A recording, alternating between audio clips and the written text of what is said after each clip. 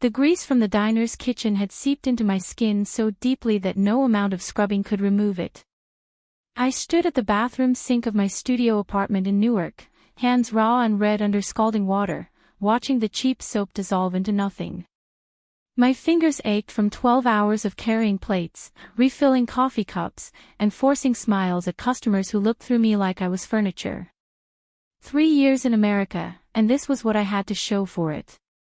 A 400-square-foot room with a hotplate, a mattress on the floor, and a window that overlooked a parking lot where someone's car alarm went off every night at 2 in the morning. Back in Bucharest, my mother had cried when I left, begging me to stay, telling me America wasn't the dream I thought it would be. I'd kissed her cheeks and promised to send money home, to make something of myself, to prove that leaving was worth it. I hadn't called her in 3 weeks. Couldn't bear to hear the hope in her voice when there was nothing hopeful to report. The clock on my phone read 10:43 at night. My second shift started at 5 in the morning at a cleaning company that serviced office buildings in Manhattan. 4 hours of sleep if I was lucky. I dried my hands on a threadbare towel and collapsed onto the mattress, still wearing my diner uniform because I was too tired to change. My phone buzzed. A text from my roommate Irina, another Romanian girl who worked as a nanny in Montclair. Call from agency. They want you tomorrow. Big job. Estate in Alpine. Pay is triple rate. I sat up, exhaustion forgotten. Triple rate meant I could finally pay the overdue electric bill and maybe send something home to Mama. I texted back immediately. What time? 8 a.m. Address attached. Where's something nice? Rich people. If you're enjoying this story so far, don't forget to hit the like button and subscribe. Drop a comment telling me where in the world you're watching from. I love hearing from you. Alpine, New Jersey. I'd heard of it, the kind of place where houses had gates and circular driveways and people who'd never set foot in a diner like the one where I worked. The kind of place where someone like me only existed to clean their toilets and dust their chandeliers. I set 3 alarms and tried to sleep, but my mind spun with possibilities. Triple rate. If I could get more jobs like this, maybe I could move somewhere safer, somewhere the locks actually worked and the heat didn't cut out every other week. Maybe I could take an English class, get my credentials recognized, stop living like a ghost. Morning came too soon. I showered, pulled my dark hair into a neat bun, and put on the only professional clothes I owned, black pants and a white blouse I'd bought at a thrift store. In the mirror, I looked tired but presentable. Respectable. Like someone who deserved to be in a house worth millions. The bus ride to Alpine took 90 minutes and 2 transfers. I watched the landscape change through the window, urban density giving way to sprawling properties hidden behind stone walls and iron gates. By the time I reached the address Irina had sent, I was 15 minutes early and standing in front of a gate that looked like it belonged to a fortress. I pressed the intercom button. Static crackled, then a male voice, gruff and suspicious. Name. Elena Popescu. From the cleaning agency. The gate swung open silently, revealing a driveway that curved through manicured lawns and ancient oak trees. The house at the end wasn't a house at all. It was an estate, 3 stories of stone and glass that seemed to grow out of the hillside itself. My heart hammered as I walked up the drive, painfully aware of my cheap shoes and the way my blouse had wrinkled on the bus. A man met me at the door. Tall, broad-shouldered, with the kind of face that had seen violence and hadn't flinched. He wore all black, and there was a bulge under his jacket that I tried not to look at directly. Ms. Popescu. Not a question. He stepped aside. You'll be working in the East Wing. 3rd floor. Mrs. Castellano's personal effects need to be organized and catalogued. Mr. Castellano wants everything handled with care. You understand. I nodded, my mouth too dry to speak. Mrs. Castellano. Past tense. He led me through a foyer with marble floors that reflected the morning light streaming through windows 2 stories high. A chandelier hung overhead, crystal droplets that probably cost more than everything I'd ever owned combined. We climbed a curved staircase, past rooms filled with furniture that looked like it belonged in museums, and finally reached the 3rd floor. The east wing was quieter, more intimate. The man opened a door to reveal a bedroom that took my breath away. Windows overlooked gardens that stretched toward distant trees. A 4-poster bed dominated the space, made up with linens in shades of cream and gold.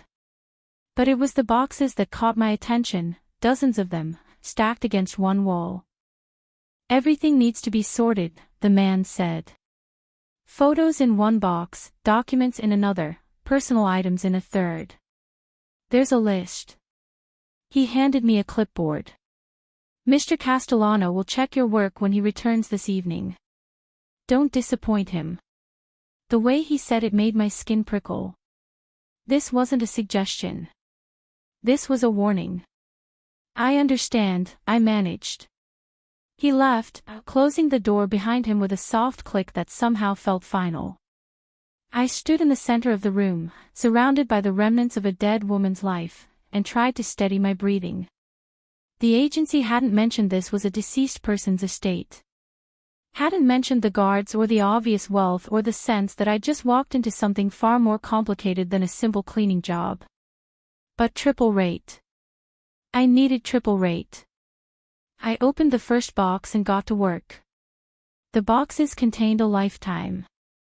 Photographs of a beautiful woman with dark hair and laughing eyes, holding a baby, then a toddler, then a young boy. The boy grew in the photos, became a teenager with his mother's eyes and a hardness around his mouth that seemed wrong on someone so young.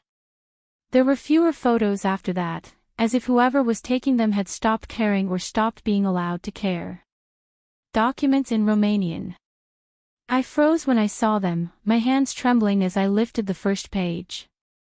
Birth certificates, immigration papers, letters written in the familiar loops and curls of my native language. Mrs. Castellano had been Romanian. Like me, architected narrative arc toward pivotal letter discovery moment. Point 26's good, I'm establishing. Elena's humble circumstances, working multiple jobs, struggling immigrant. The fateful encounter, hired for a state organization job. Discovery that Mrs. Castellano was Romanian. Building tension and mystery around Mr. Castellano. Sensory details and internal monologue. The afternoon sun slanted through the windows when I found the letter. It was tucked into an envelope that had been opened and resealed so many times the paper had gone soft. The handwriting on the front was shaky, uncertain, the letters formed by someone whose hands no longer obeyed. No address. Just a name, Dragomeu Luca. My darling Luca. I shouldn't have opened it. It wasn't part of my job to read private correspondence. But something about the way it had been hidden at the bottom of a box of photographs, the way the paper felt warm in my hands despite the air conditioning, made me carefully slide out the pages inside. The letter was written in Romanian. Messy, barely legible Romanian, as if the person writing had been fighting against time or pain or both. I began to read, slowly, my lips forming the words silently. Dragomeu Luca. I am writing this because the doctors say I don't have much time left, and there are things I need you to know. Things I should have told you years ago, when you were still young enough to forgive me. You were 6 years old when your father brought us to America. Do you remember? You cried the whole flight because you had to leave your grandmother behind. You made me promise we would go back to visit her. I broke that promise, Filmeu.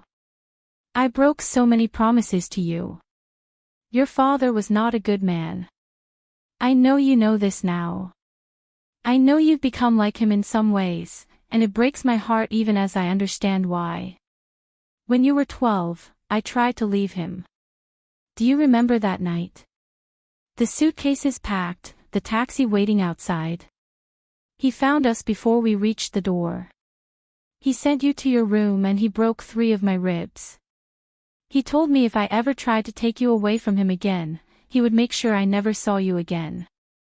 He told me he would send you away to people who would teach you to be a man, his kind of man, and I would die never knowing if you were alive or dead. So I stayed. And I watched him turn you into his son instead of mine. The words blurred. I blinked hard, forcing myself to keep reading. But you were always more than what he tried to make you. I saw it in the way you protected the younger boys in the neighborhood. The way you gave your lunch money to the girl at school whose father drank. The way you cried in your room after your father made you do that terrible thing. You thought I didn't know, but I heard you. I heard you sobbing into your pillow, and I couldn't go to you because your father was in our bed and he would have known. I failed you, Luca. Every day I stayed with him, I failed you a little more. By the time you were 18, you'd stopped talking to me. You looked at me the same way your father did, like I was something weak and useless. Maybe I was. Maybe I am. But I want you to know that every decision I made because I was trying to keep you safe. Even if it meant losing you. You're 35 now. I probably won't see 36. The cancer is everywhere, and I'm tired of fighting. But before I go, I need you to understand this one thing: you are not your father. You have his strength, yes, and his intelligence, and his capacity for violence. But you also have my heart. I've seen it, even when you tried to hide it. I've seen you give money to families who couldn't pay protection. I've seen you make sure the old widow on 7th Street was never bothered. I've seen you become the man I hoped you'd be, even inside the life your father forced on you. Don't let his darkness consume you completely, Phil Mayu. Don't let it make you forget that you were once a little boy who cried for his grandmother, who loved stray dogs, who wanted to be a teacher when he grew up. That boy is still inside you. I know he is. Te iubesc. I always have. I always will. Even if you hate me for being weak, even if you can never forgive me for not being stronger, please know that you were loved. You are loved. Find someone who sees that boy inside you, Luca. Find someone who makes you remember what kindness feels like. Promise me you'll try. See you toada dragisti mea. Mama ta. My hands were shaking so badly I almost dropped the pages. Tears ran down my cheeks unchecked, dripping onto the Romanian words that held so much pain, so much love, so much regret. This woman had suffered. She'd sacrificed everything to keep her son close, even if it meant watching him become someone she didn't recognize. And he'd never read it. The envelope had been opened, but the way it was hidden, buried under photographs like something he couldn't bear to look at, told me everything. He'd opened it, seen the Romanian he couldn't read, and put it away. He didn't know what his mother had written to him. "What are you doing?" The voice came from the doorway, low and dangerous, and I jumped so violently the letter pages scattered across the floor. A man stood in the doorway. Tall, broad-shouldered like the guard who'd let me in, but different. Where the guard had been hard muscle and intimidation, this man was something else entirely. Power radiated from him like heat from a furnace. He wore a black suit that probably cost more than I made in a year, tailored perfectly to shoulders that spoke of violence held in check. Dark hair, going silver at the temples. Sharp cheekbones. A jaw that looked like it had been carved from granite. And eyes. Dark, cold eyes that looked at me like I was an insect he was deciding whether to crush. "I asked you a question." His voice was quiet, controlled, but underneath I heard something that made my breath catch. Fury. Barely leashed fury. "I'm sorry," I stammered in English, scrambling to gather the letter pages with shaking hands. "I was organizing, I found the letter, I shouldn't have read it, I'm so sorry." "You read it." He took a step into the room, and I instinctively backed up until I hit the wall. "You read my mother's letter." His mother. This was Luca Castellano. The son. The man his mother had written to with her dying words. I didn't mean to, it was in Romanian, and I speak Romanian, and I started reading before I realized, the words tumbled out in a panicked rush. He crossed the room in 3 strides and snatched the pages from my hands. His eyes scanned the Romanian text, and I watched his jaw clench, a muscle jumping beneath his skin. What does it say? You don't read Romanian. The question escaped before I could stop it. His gaze snapped to mine, and the coldness in it made me want to disappear into the wall. My father didn't allow it in our house. By the time my mother died, I'd forgotten most of what she'd taught me as a child. He held out the pages. What does it say? This was a man used to being obeyed. A man who didn't ask twice. I could see it in every line of his body, in the way he held himself like violence was always an option, just one he'd chosen not to exercise yet. It's personal, I whispered. Very personal. Maybe you should have a professional translator. You are the translator. His voice dropped even lower, and somehow that was more terrifying than if he'd shouted. Read it. Now. My heart hammered against my ribs. I wanted to run, to grab my bag and flee this house with its dead woman's secrets and its dangerous son. But something in his eyes stopped me. Beneath the anger, beneath the cold control, I saw something else. Desperation. He needed to know what his mother had written. And some part of him was terrified of finding out. I took a shaking breath and began to translate, my voice barely above a whisper. My darling Luca. I am writing this because the doctors say I don't have much time left. I read the entire letter aloud, translating as faithfully as I could, trying not to let my own emotions bleed into the words. But it was impossible. The love in that letter, the grief, the guilt, the desperate hope that her son would understand, would forgive, would remember the boy he'd been before violence had shaped him into something else. As I read, I watched Luca Castellano's face. Watched the color drain from his skin. Watched his jaw clench tighter and tighter until I thought something would break. Watched his hands form fists at his sides, the letter pages crumpling in his grip. When I reached the part about his father breaking her ribs, about the threat to send him away, his eyes closed. Just for a second. But in that second, I saw the crack in his armor. Don't let his darkness consume you completely, File meu, I translated, my own voice breaking. Don't let it make you forget that you were once a little boy who cried for his grandmother, who loved stray dogs, who wanted to be a teacher when he grew up. A sound escaped him. Low, raw, barely human. The sound of something breaking that had been held together by will alone for far too long. I kept reading through my own tears. Find someone who sees that boy inside you, Luca. Find someone who makes you remember what kindness feels like. Promise me you'll try.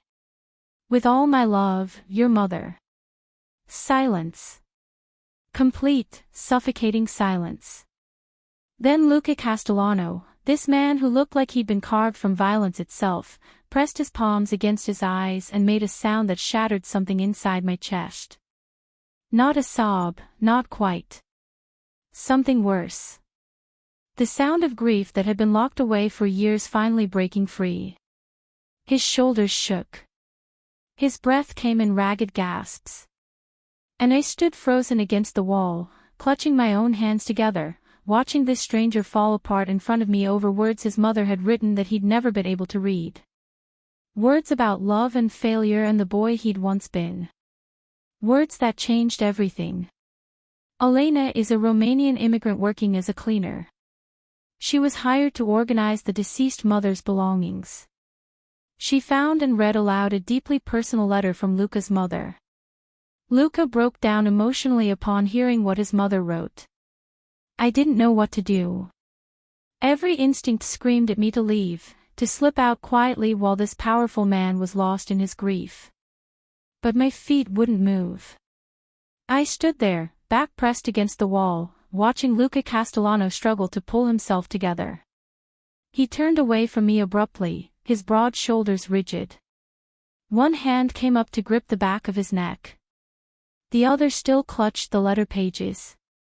For a long moment, the only sound was his harsh breathing and the distant hum of the house's air conditioning. "I need a minute," he said finally, his voice rough. "Wait downstairs. The kitchen. Someone will show you." It wasn't a request. I grabbed the clipboard I'd dropped and fled. The guard who'd let me in, whose name I still didn't know, was waiting at the bottom of the stairs. His expression was unreadable, but something in his eyes told me he'd heard at least some of what had happened. He led me through hallways that blurred together until we reached a kitchen that was larger than my entire apartment. "Sit," he said, pointing to a stool at the marble island. "Coffee?" I nodded, not trusting my voice. My hands were still shaking. He moved with surprising efficiency for such a large man, operating an espresso machine that probably cost more than my yearly rent. The coffee he placed in front of me was perfect, the kind of rich, dark espresso I hadn't tasted since leaving Romania. "I'm Marco," he said, leaning against the counter. "Head of security. Elena." I wrapped my hands around the tiny cup, grateful for the warmth. I didn't mean to upset him. I should have just put the letter in a box, I shouldn't have read it. "You did him a favor." Marco's voice was matter-of-fact. "That letter has been sitting in that room for 6 months. He opened it once, saw the Romanian, and never touched it again. Been eating at him ever since." 6 months. My stomach dropped. "His mother died 6 months ago. Cancer. She went fast at the end." Marco's expression softened slightly. "Boss tried everything. Best doctors, experimental treatments. Flew her to Switzerland, Germany, anywhere that promised hope. Nothing worked." I thought of the letter, of Mrs. Castellano writing those words while dying, pouring out her heart in a language her son could no longer read. The cruelty of it twisted something in my chest. "He couldn't even understand her final words to him," I whispered. "Until today." Marco studied me with sharp eyes. "You speak Romanian like a native." "I am native. From Bucharest." I took a sip of the coffee, trying to steady myself. "I've been in America 3 years. Alone?" The question was casual, but I sensed the interrogation beneath it. "Yes. My mother is still in Romania. I send money when I can." Marco nodded, filing away the information. Before he could ask anything else, heavy footsteps sounded in the hallway. Luca Castellano entered the kitchen, and my breath caught. He'd composed himself, the crack in his armor sealed over. But his eyes were red-rimmed, and there was a rawness to his expression that hadn't been there before. He looked at me like I was a puzzle he was trying to solve. "You're from Bucharest," he said. Not a question. "Yes. My mother was from a small village outside Cluj-Napoca. She moved to Bucharest when she was 18. He poured himself a glass of water from the sink, his movements controlled. "She met my father there. He was in Romania on business." I said nothing, sensing he needed to talk more than he needed responses. "She told me stories when I was little. About the Carpathian Mountains, about her grandmother who raised goats, about Orthodox Easter celebrations." His jaw tightened. "My father forbade Romanian in the house when I was 8. Said we were American now, that the old country was dead weight. She stopped speaking it around me after that. But she never stopped being Romanian," I said softly. "That letter, the way she wrote, you could feel her heart in every word." His eyes met mine, and for a moment, the coldness was gone. In its place was something raw and aching. What was the part about my grandmother? The one she promised I'd visit. I closed my eyes, recalling the words. You were 6 when you came to America. You cried the whole flight because you had to leave your grandmother behind. You made her promise to take you back to visit. I remember. His voice was barely audible. She died a year later. A stroke. My mother cried for 3 days straight.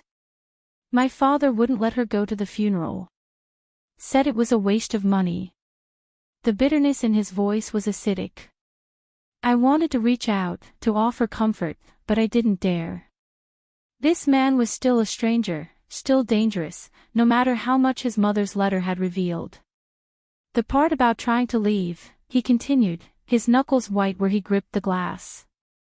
When I was 12. I remember that night too. I heard them fighting. Heard something crash. She came to my room with her coat on and told me to pack a bag. Then my father was there, and he sent me away, and I heard, he stopped, his jaw working. I heard her scream. But the next morning, she smiled at me over breakfast like nothing had happened. And I believed it. I was 12 years old, and I let myself believe it was nothing. You were a child, I said firmly. What were you supposed to do? His laugh was hollow. I could have done something. By the time I was 16, I was bigger than him. Stronger. I could have protected her. She didn't want you to. The words came out before I could stop them. That's what the letter was about. She stayed to keep you safe. She thought if she fought back, if she left, he'd take you away from her completely. She chose you over her own freedom. Lucas set down the glass with such careful control I knew he wanted to throw it. She chose wrong. Maybe. I held his gaze. But it was her choice. And she made it out of love. Silence stretched between us. Marco had disappeared at some point, leaving us alone in the massive kitchen. Outside, the afternoon sun cast long shadows across the manicured lawn. I need you to stay, Lucas said abruptly. My heart stuttered. What? Stay here. At the estate. He straightened, and just like that, the vulnerable man was gone, replaced by the one who gave orders and expected obedience. There are more letters. More documents in Romanian. I need them translated. I have other jobs, I protested. I work at a diner, and I have early morning cleaning shifts. I'll pay you $10,000 a week. The number hit me like a physical blow. $10,000. I made that in 3 months working myself to exhaustion. That's too much, I stammered. No, it's not. He pulled out his phone, typed something. What's your address? Why do you need my address? Because I'm sending someone to collect your things and pay your rent through the end of the year. You'll stay here while you work on my mother's papers. Room and board included. Panic fluttered in my chest. You can't just decide that. I have a life, I have responsibilities. Which you can handle from here. You said you send money to your mother in Romania. He looked up from his phone. How much do you send? That's none of your business. How much, Elena? The use of my first name, the first time he'd said it, sent a strange shiver through me.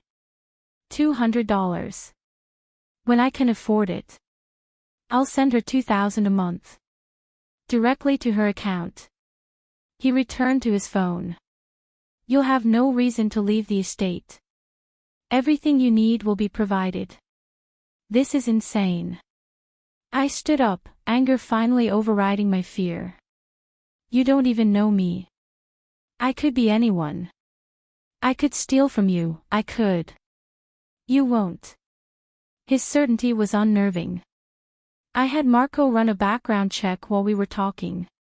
You're Elena Popescu, 29 years old, from Bucharest.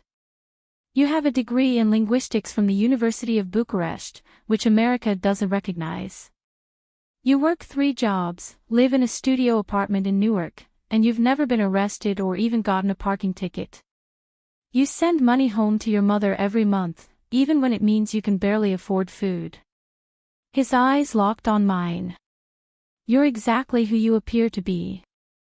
That's why you're staying. The room spun slightly. He'd investigated me. Run a background check in the time it took to drink a cup of coffee. The casual invasion of privacy should have outraged me, but all I felt was a creeping sense of inevitability. Why does it matter if I stay or go? I asked quietly.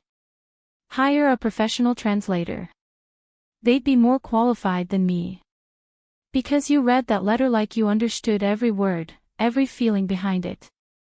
He moved closer, and I forced myself not to back away. Because when you read the part about my mother's broken ribs, you cried. Because you looked at me like I was human, not like I was something to be afraid of. I am afraid of you, I admitted. Good. You should be. He didn't deny it, didn't reassure me. But you're also the only person who's ever translated my mother's words, who's given me back a piece of her I thought was lost forever. That matters more than you know. If you're hooked on this story, make sure to subscribe and turn on notifications so you never miss an upload. Your support means everything and helps me bring you more emotional stories like this one. Before I could respond, Marco reappeared in the doorway, his expression grim. Boss. We have a problem. Luca's demeanor changed instantly. The vulnerable man discussing his mother vanished, replaced by someone cold and controlled. What kind of problem? The Volkov brothers. They heard about the estate being inventoried. They're asking questions about Mrs. Castellano's assets. Something dangerous flickered in Luca's eyes. Let them ask. They're also asking about the girl who was hired to do the inventory. The Romanian girl.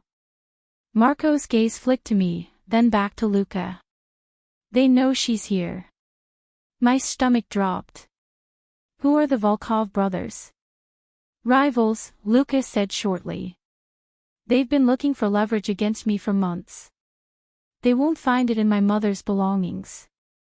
They might think differently, Marco said. Especially if they believe there's something valuable in those papers. There isn't. Just letters and personal documents. They don't know that. Marco's tone was careful. And now they know about the translator. The implications hung in the air like smoke. These rivals, whoever they were, knew about me. Knew I was here. And they thought I might have access to something valuable. I should go, I said, my voice higher than I intended. If I leave now, they'll lose interest. I'm nobody, I'm just. You're under my protection now. Luca's voice cut through my panic like a blade. The moment they learned you were here, the moment they connected you to me, you became a target. If you leave, they'll follow you. They'll grab you off the street and torture you for information you don't even have. The room tilted. This can't be happening. It is happening. He turned to Marco. Double the security. No one gets on or off the estate without my approval. Put 2 men on Elena's room at all times. Already done, Marco said. Luca looked back at me, and for the first time, I saw something like regret in his eyes. I'm sorry. This is my fault. If I'd hired a professional firm instead of an agency, if I'd been more discreet, he stopped himself. It doesn't matter now. What matters is keeping you safe. By keeping me prisoner. The words came out sharper than I intended. By keeping you alive. His voice softened slightly. I know this isn't what you signed up for. I know you're scared. But I promise you, Elena, no one will hurt you while you're under my roof. I'll make sure of it. I wanted to argue. Wanted to scream that this was insane, that I didn't ask for any of this. But looking into his eyes, seeing the absolute certainty there, I understood something fundamental. Luca Castellano kept his promises. For better or worse, I was his responsibility now. And he would die before he let anyone harm me. The guest room I was given made my apartment look like a storage closet. A four-poster bed with linens that felt like clouds. An ensuite bathroom with heated floors and a shower big enough for 3 people. A walk-in closet that was currently empty except for my pathetic collection of thrift store clothes, which someone had retrieved from Newark while I'd been reeling from Luca's pronouncement. There was also a panic button by the bed, a locked window that Marco had apologetically explained was for my own safety, and 2 armed guards outside my door whose names I didn't know. I sat on the edge of the bed, still wearing my work clothes, and tried to process everything that had happened in the last 8 hours. This morning, I'd been a struggling immigrant with 3 jobs and a dream of someday, maybe, getting ahead. Now I was trapped in a mansion, caught in some kind of mafia power struggle, under the protection of a man who'd broken down crying over his dead mother's letter. A letter I'd read to him. My phone buzzed. A text from Irina. Did you finish the job? Was it good? I stared at the message, unsure how to even begin explaining. Finally, I typed, it's complicated. I'll call you when I can. Another buzz. This time from an unknown number. This is Luca. Save this number. If you need anything, call or text. Someone will bring dinner to your room at 7. Try to rest.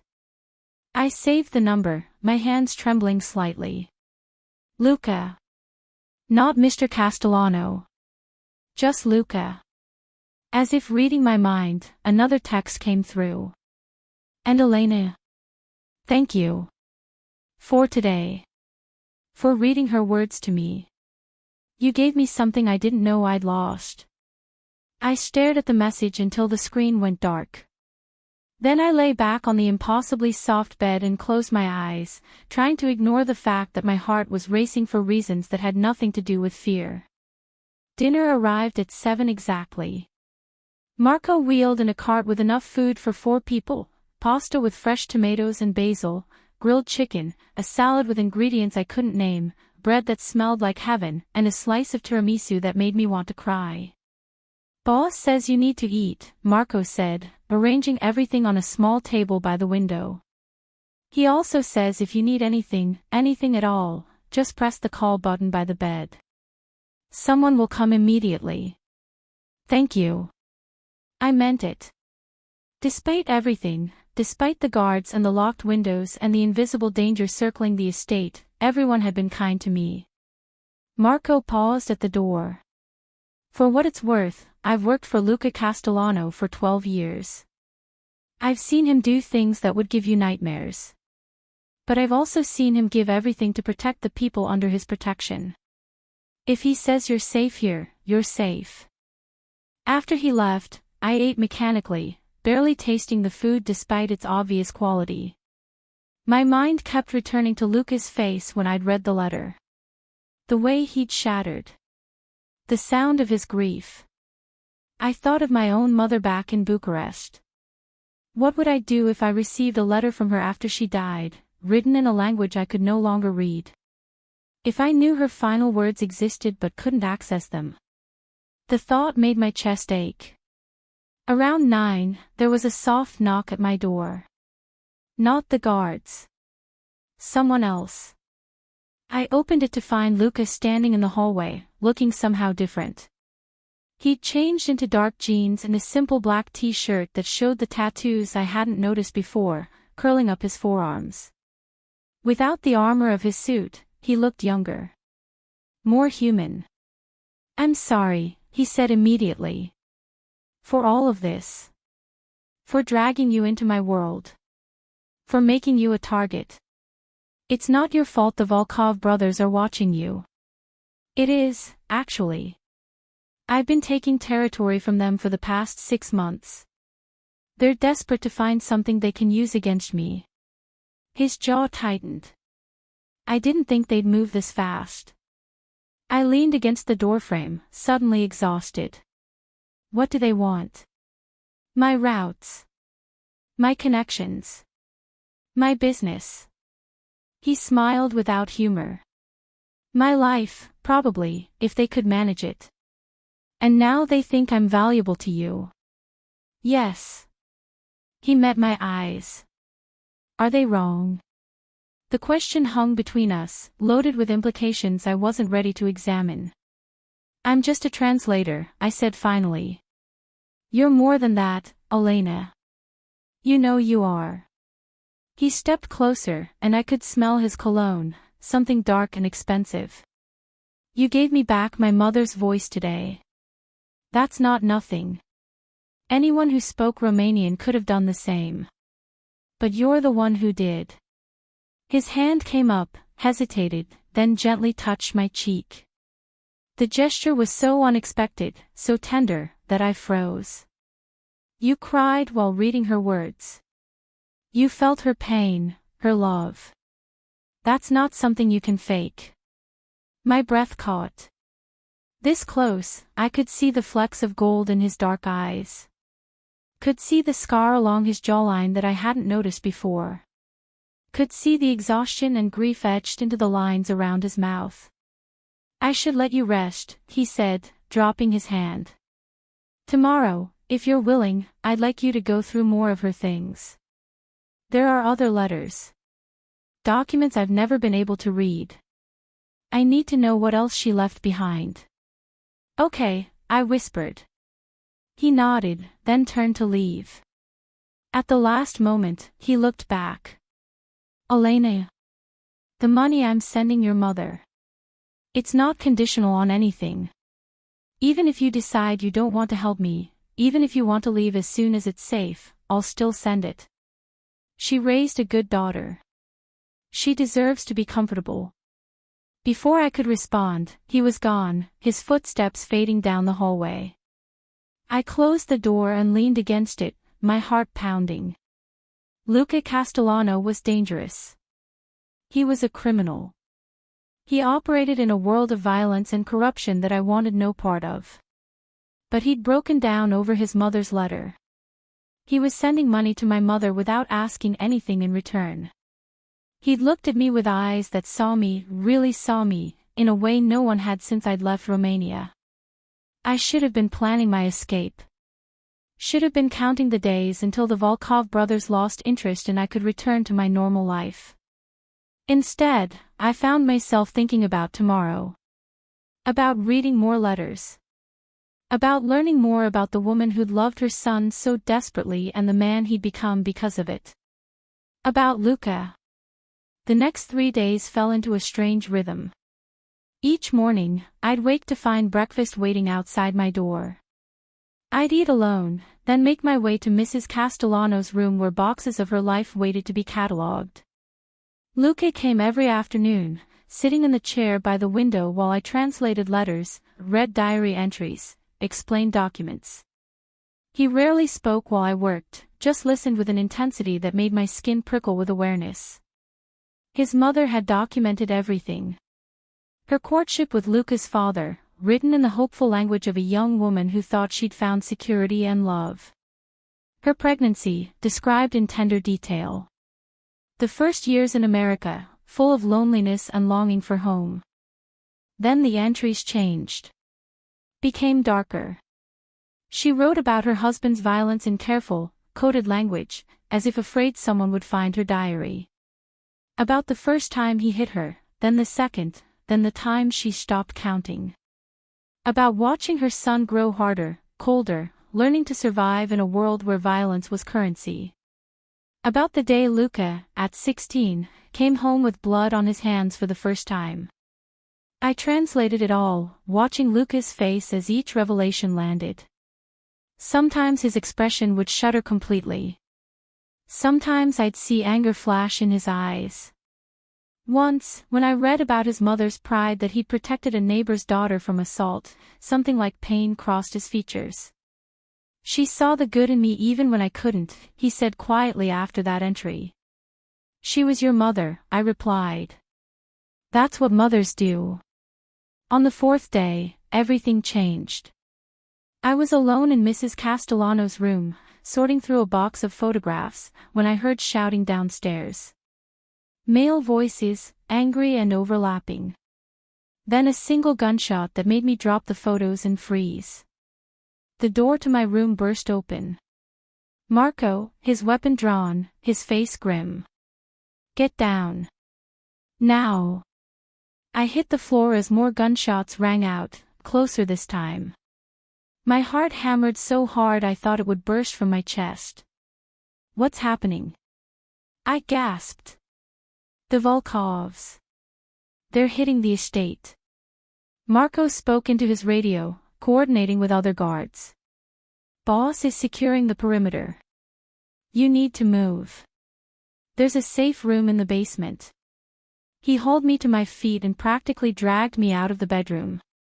The hallway was chaos, guards running with weapons, orders being shouted. We reached the stairs just as the sound of breaking glass echoed from below. "Go, go, go." Marco shoved me ahead of him, his body between me and whatever was coming. We were halfway down when I saw them. 3 men in dark clothes, guns raised, moving through the foyer with military precision. Marco fired without hesitation, and one of them went down. Then Luca was there, appearing from a side corridor like something out of a nightmare. He moved with lethal grace, taking down the second intruder with 2 shots before the man even registered his presence. The third man got a shot off, but Luca was already moving, the bullet sparking off the marble floor where he'd been standing. It was over in seconds. 3 bodies on the floor. Luca standing over them, his expression cold as death, blood spattered across his white shirt. He looked up and saw me frozen on the stairs, Marco's hand still gripping my arm. "Is she hurt?" His voice was deadly calm. "No, boss. I've got her." Luca's eyes met mine, and for a moment, the cold killer was gone. In his place was the man who'd cried over his mother's letter, who'd touched my cheek with unexpected tenderness. "Get her to the safe room. I'll finish this." More gunfire from outside. Shouting. The wail of approaching sirens. Marco pulled me down the remaining stairs, past the bodies I tried not to look at, through a door I hadn't known existed, down narrow stairs into a basement that felt like a bunker. The safe room was exactly that, reinforced steel, security monitors showing every angle of the estate, supplies stacked against one wall. "Stay here," Marco ordered. "Don't open this door for anyone except me or the boss. Understand?" I nodded, unable to speak. He sealed the door, and I was alone in the silence, watching the security monitors as Luca and his men systematically cleared the estate of intruders. Watching him move through his home like an avenging angel, protecting what was his. Protecting me. It took an hour for the all clear. When the door finally opened, I was sitting on the floor, knees drawn to my chest, still shaking. Lucas stood in the doorway, now wearing a clean shirt, his hands washed of blood. He looked at me for a long moment, then crossed the room and knelt in front of me. "It's over," he said gently. "They're gone. You're safe." I started crying. I couldn't help it. All the fear, all the adrenaline, all the violence I'd just witnessed, came pouring out in great, gasping sobs. Luca pulled me into his arms without hesitation, holding me tight against his chest. One hand cradled the back of my head, the other wrapped around my waist. He smelled like gun smoke and cologne and safety.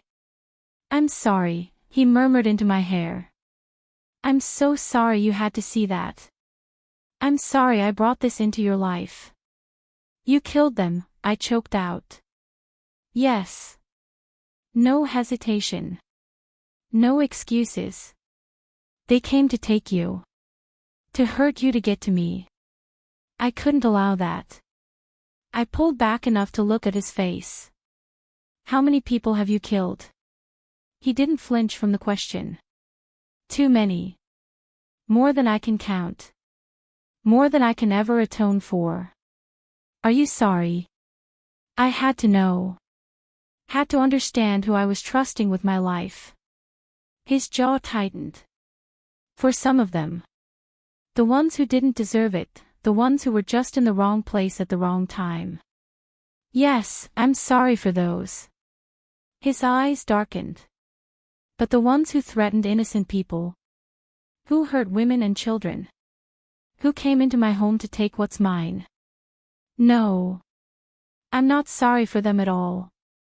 The honesty of it should have terrified me. Instead, I felt something shift inside my chest.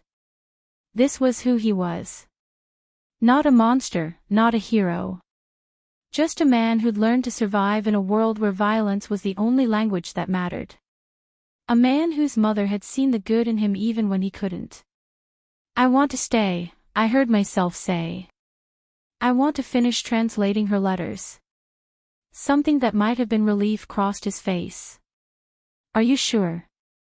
After today? I'm sure. And I was. Despite everything, despite the danger and the blood and the locked doors, I wanted to stay. Wanted to give him back his mother's words. Wanted to understand the man who could kill 3 people without hesitation and then hold me while I cried with infinite gentleness. Okay, he said softly.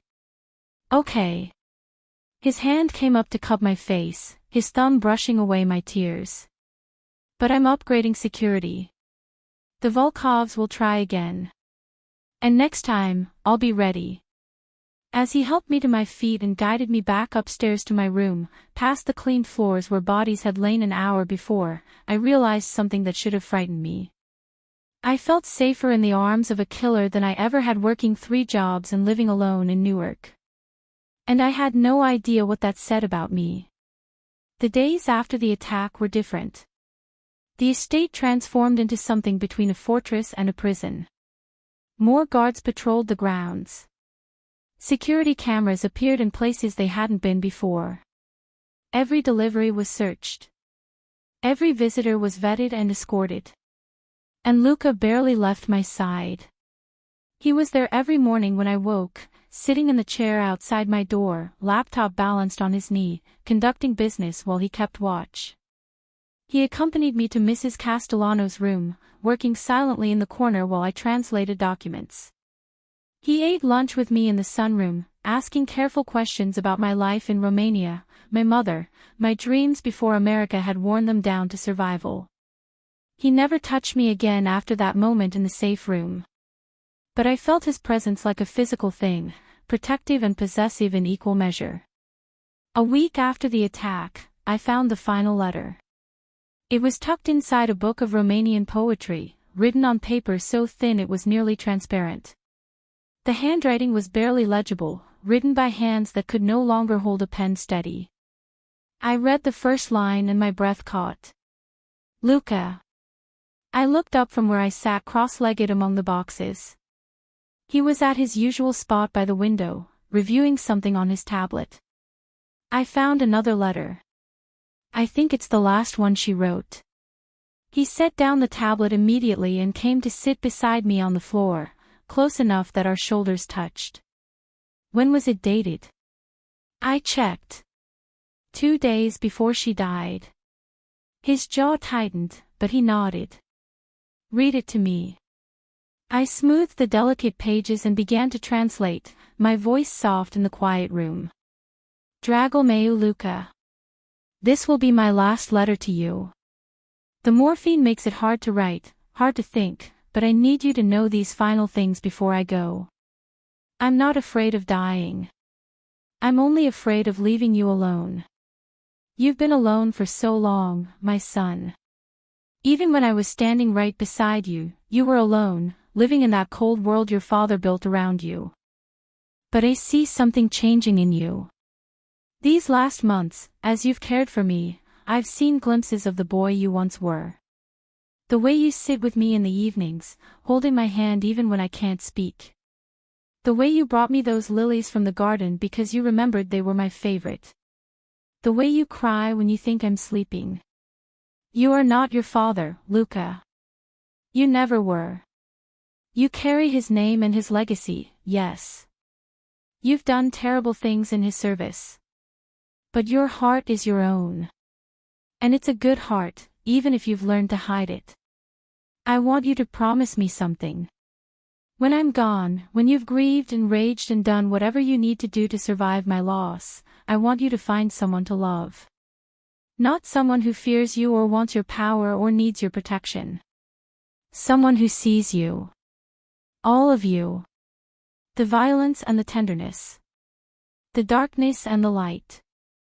Your grandmother, the one you cried for on that airplane, used to tell me a Romanian saying, Dragostea învinge tot. Love conquers all. Your father laughed at such sentiments. Called them the weakness of simple people. But I believe it, Luca. I've seen what hate builds, and it's empty. It's cold. It can't sustain a life worth living. So find someone who makes you remember what warmth feels like. Someone who challenges you, who won't let you retreat into the darkness your father left behind. Someone worthy of the man I know you can be. And when you find her, don't let her go. Don't make my mistake of staying in a loveless marriage out of fear. Choose love, Luca. Choose it every day. It's the only thing that lasts when everything else crumbles. I'll watch over you from wherever I go next. And I'll love you there as I've loved you here, completely, without condition, without end. Sleep well, my son. Be happy. Be free. Pentru totdeauna. Mama. My voice broke on the final words. Tears streamed down my cheeks as I carefully set down the letter. Beside me, Lucas sat utterly still, his hands clenched into fists on his thighs. Pentru totdeauna, he repeated, his accent nearly perfect. Forever. Yes. I wiped my eyes. She loved you forever. He was quiet for so long I thought he wouldn't respond. Then, she wanted me to find someone. To choose love over the life my father built. His voice was rough with emotion. But how do I do that, Elena? How do I ask someone to love a man who's done the things I've done? Who lives the life I live? I turned to face him fully, saw the vulnerability naked in his eyes. You don't ask. You just offer them the truth and let them choose. And if they choose to run, then you let them go. I reached out without thinking and covered one of his clenched fists with my hand. But you won't know unless you're brave enough to offer. His eyes dropped to where my hand rested on his. Slowly, carefully, he turned his hand over and laced his fingers through mine. The touch sent electricity up my arm. What if I told you, he said quietly, that from the moment you read my mother's first letter, I haven't been able to stop thinking about you. That I watch you work and I see someone strong and kind and real in a world full of fake people playing fake roles. His thumb brushed across my knuckles. What if I told you that you terrify me because I've never wanted to protect someone the way I want to protect you?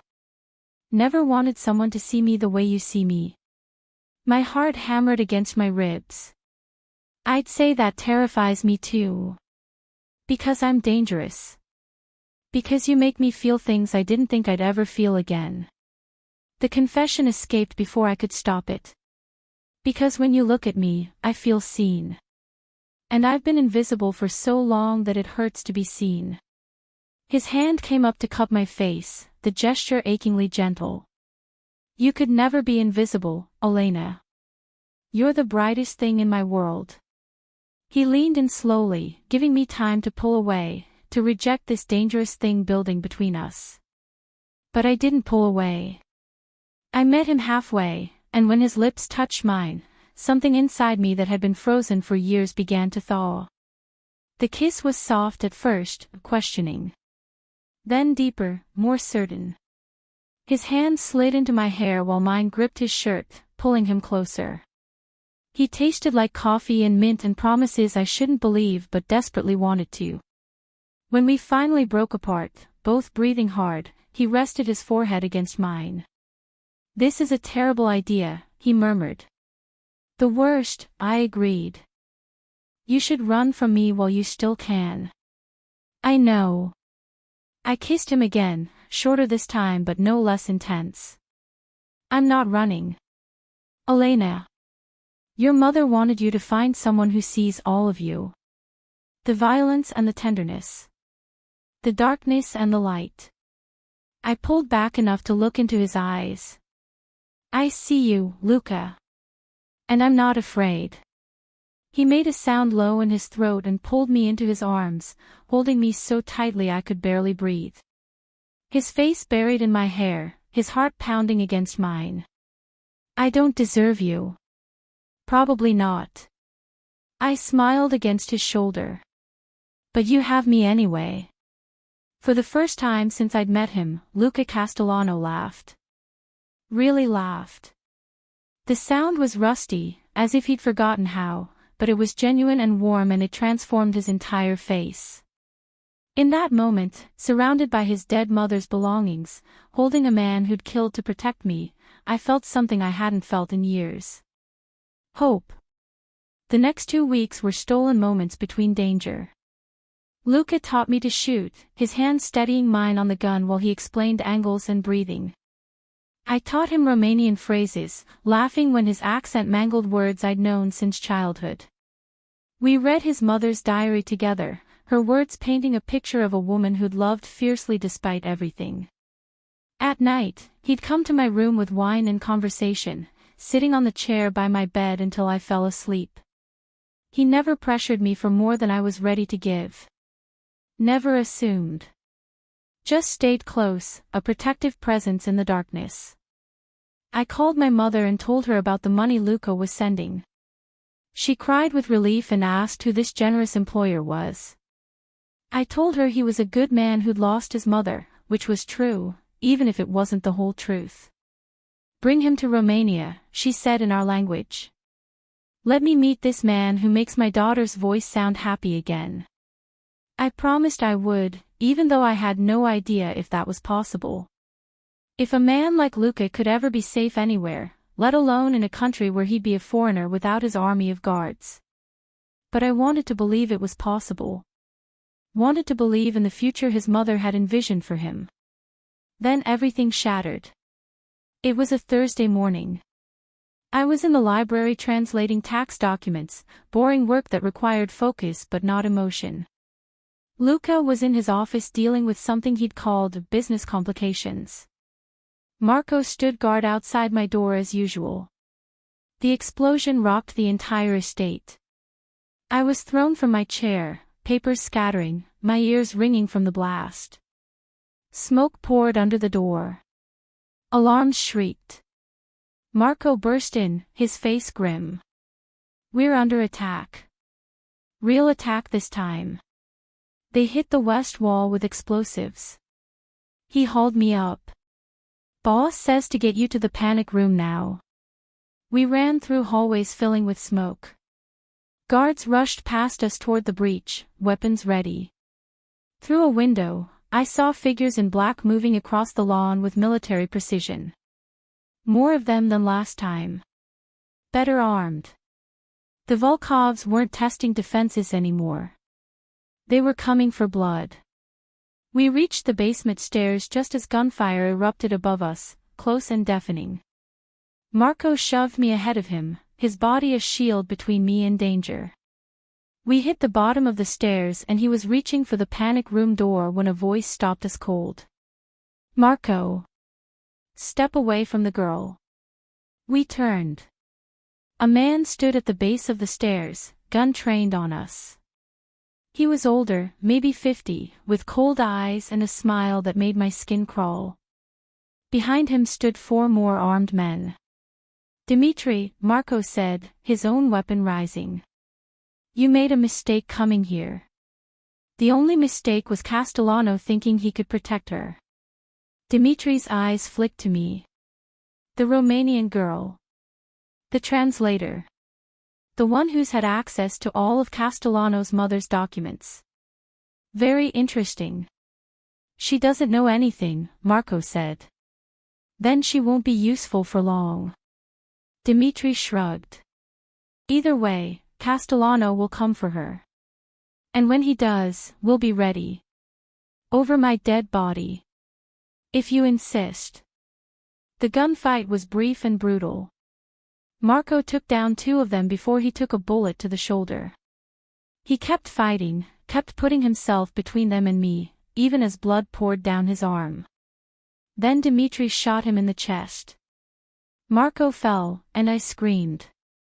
Dimitri's men grabbed me before I could reach him, hands bruising my arms, dragging me toward the stairs.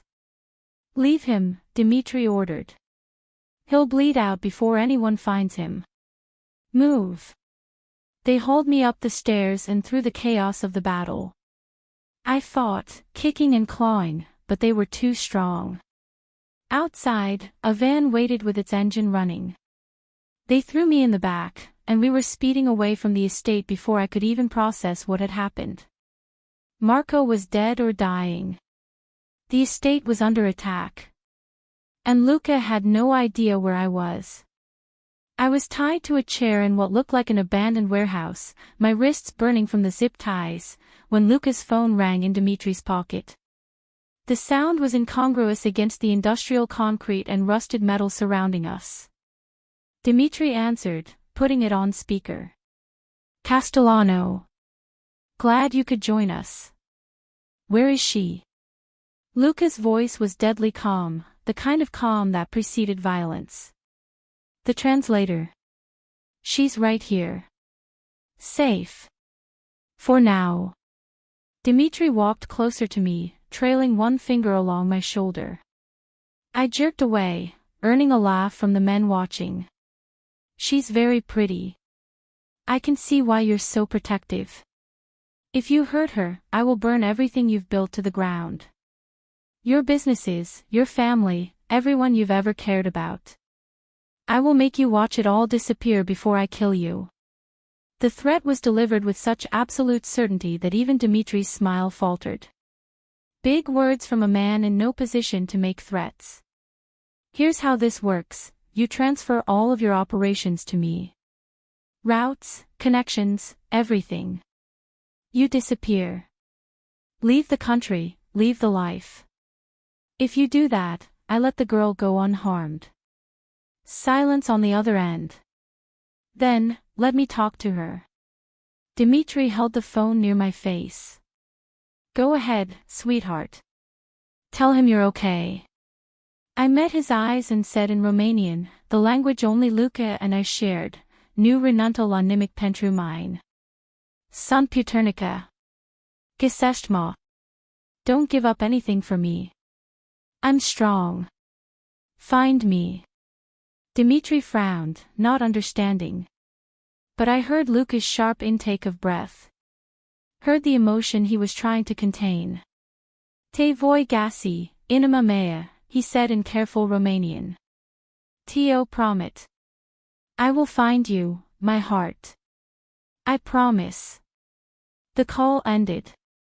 Dimitri tucked the phone away, looking satisfied. Touching. Now we wait. He won't give you what you want, I said, finding my voice. Then I suppose you'll have to convince him. Dimitri nodded to his men. Make her comfortable. This might take a while. They left me tied to the chair, guards posted at the exits. I tested the zip ties, trying to remember everything Luca had taught me during those shooting lessons. Stay calm. Assess the situation. Look for advantages. The warehouse was large, mostly empty except for some old machinery and shipping containers. 2 exits visible, both guarded. 4 men total that I could see, probably more I couldn't. My phone was gone, taken immediately. But they'd missed the small knife Luca had given me last week, the one I kept in my boot, just in case. If I could just reach it. I worked at the ties slowly, careful not to draw attention. The plastic cut into my skin, warm blood making my wrists slippery. But slippery was good. Slippery meant I could slide one hand through if I just kept working at it. Hours passed. Or maybe minutes. Time felt strange when you were tied up waiting to be used as leverage against someone you. I stopped that thought. Couldn't afford to think about feelings now. Had to focus on survival. Outside, the light was fading. One of the guards lit a cigarette, the glow bright in the gathering darkness. They were relaxing, getting comfortable. Expecting a long wait. That's when the first explosion hit. The west wall of the warehouse blew inward with a deafening boom that knocked everyone off their feet. Smoke and dust filled the air. Shouts of confusion. Gunfire. And through the smoke, like something out of a nightmare, came Luca Castellano. They don't know that. Marco's tone was careful. And now they know about the translator. The implications hung in the air like smoke. These rivals, whoever they were, knew about me. Knew I was here. And they thought I might have access to something valuable. I should go, I said, my voice higher than I intended. If I leave now, they'll lose interest. I'm nobody, I'm just. You're under my protection now. Luca's voice cut through my panic like a blade. The moment they learned you were here, the moment they connected you to me, you became a target. If you leave, they'll follow you. They'll grab you off the street and torture you for information you don't even have. The room tilted. This can't be happening. It is happening. He turned to Marco. Double the security. No one gets on or off the estate without my approval. Put 2 men on Elena's room at all times. Already done, Marco said. Luca looked back at me, and for the first time, I saw something like regret in his eyes. I'm sorry. This is my fault. If I'd hired a professional firm instead of an agency, if I'd been more discreet, he stopped himself. It doesn't matter now. What matters is keeping you safe. By keeping me prisoner. The words came out sharper than I intended. By keeping you alive. His voice softened slightly. I know this isn't what you signed up for. I know you're scared. But I promise you, Elena, no one will hurt you while you're under my roof. I'll make sure of it. I wanted to argue. Wanted to scream that this was insane, that I didn't ask for any of this. But looking into his eyes, seeing the absolute certainty there, I understood something fundamental. Luca Castellano kept his promises. For better or worse, I was his responsibility now. And he would die before he let anyone harm me. The guest room I was given made my apartment look like a storage closet. A 4-poster bed with linens that felt like clouds. An ensuite bathroom with heated floors and a shower big enough for 3 people. A walk-in closet that was currently empty except for my pathetic collection of thrift store clothes, which someone had retrieved from Newark while I'd been reeling from Luca's pronouncement. There was also a panic button by the bed, a locked window that Marco had apologetically explained was for my own safety, and 2 armed guards outside my door whose names I didn't know. I sat on the edge of the bed, still wearing my work clothes, and tried to process everything that had happened in the last 8 hours. This morning, I'd been a struggling immigrant with 3 jobs and a dream of someday, maybe, getting ahead. Now I was trapped in a mansion, caught in some kind of Mafia power struggle, under the protection of a man who'd broken down crying over his dead mother's letter. A letter I'd read to him. My phone buzzed. A text from Irina. Did you finish the job? Was it good? I stared at the message, unsure how to even begin explaining. Finally, I typed, it's complicated. I'll call you when I can. Another buzz. This time from an unknown number. This is Luca. Save this number.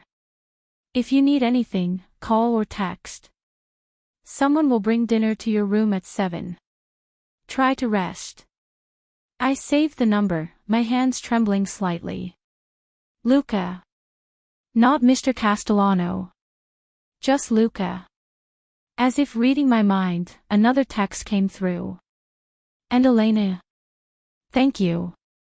For today. For reading her words to me. You gave me something I didn't know I'd lost. I stared at the message until the screen went dark. Then I lay back on the impossibly soft bed and closed my eyes, trying to ignore the fact that my heart was racing for reasons that had nothing to do with fear. Dinner arrived at 7 exactly. Marco wheeled in a cart with enough food for 4 people, pasta with fresh tomatoes and basil, grilled chicken, a salad with ingredients I couldn't name, bread that smelled like heaven, and a slice of tiramisu that made me want to cry. "Boss says you need to eat," Marco said, arranging everything on a small table by the window. "He also says if you need anything at all, just press the call button by the bed. Someone will come immediately." "Thank you." I meant it. Despite everything, despite the guards and the locked windows and the invisible danger circling the estate, everyone had been kind to me. Marco paused at the door. "For what it's worth, I've worked for Luca Castellano for 12 years. I've seen him do things that would give you nightmares. But I've also seen him give everything to protect the people under his protection. If he says you're safe here, you're safe. Your mama would be so proud," she told Luca in halting English, her hands on his cheeks. "You are a good man. I see it in your eyes." The ceremony was brief, conducted in both English and Romanian. When it came time for vows, Luca spoke first. "Elena Popescu, you came into my life as a translator, but you became so much more. You gave me back my mother's voice. You showed me that the boy I once was hadn't been completely lost. You chose to stay when staying was dangerous, chose to love when love seemed impossible." His eyes shone with emotion. "I promise to protect you, to cherish you, to be worthy of the gift you've given me. I promise to choose love every day, just like my mother wanted. I promise to be yours, completely, forever." My own vows came through tears. "Luca Castellano, you saw me when I was invisible. You gave me hope when I'd forgotten what hope felt like. You showed me that home isn't a place, it's a person. You're my home." I smiled through my tears. "I promise to stand beside you in the darkness and the light. I promise to speak truth when truth is hard.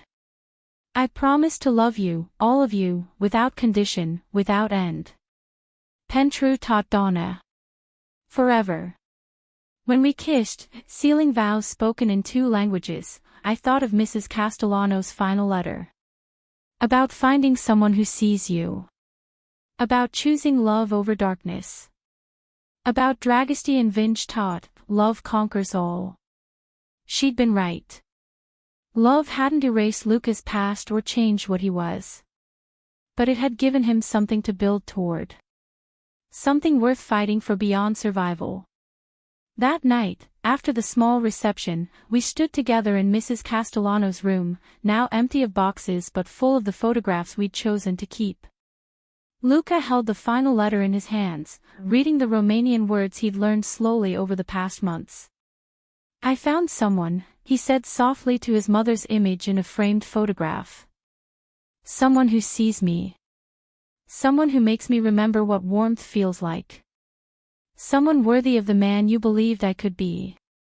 He looked at me, his new wife, his heart. "You were right, Mama. Love does conquer all. And I'll choose it every day. I promise." I took his hand, lacing my fingers through his. Outside, the sun set over the gardens, painting the sky in shades of gold and rose.